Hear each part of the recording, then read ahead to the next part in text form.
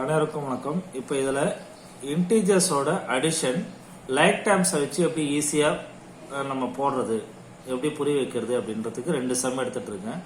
Find the sum of -5, 7, -2, 14, 3, -5. So இதில் like term அப்படின்னா மைனஸ்ல நான் ரெட் கலரில் பண்ணியிருக்கேன், அதை தனியாக எடுத்துக்கோங்க. ப்ளஸ் எல்லாம் கிரீன் கலரில் எழுதியிருக்கேன்.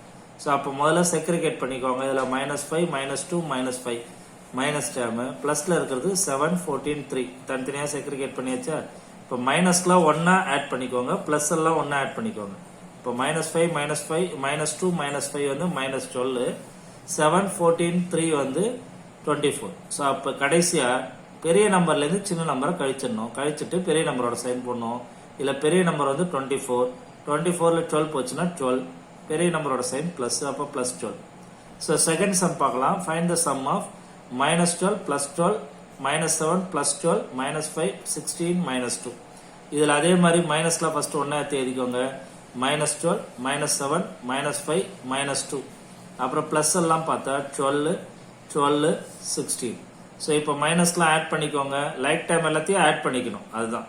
ஸோ லைக் டைம்னா மைனஸ் எல்லாத்தையும் ஒன்னா ஆட் பண்ணா -12, -7, -5, -2 வந்து -26, 12, 12, 16 வந்து 40.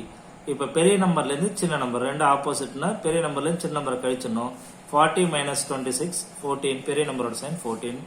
புரிஞ்சிருக்கும்னு நினைக்கிறேன். தேங்க்யூ.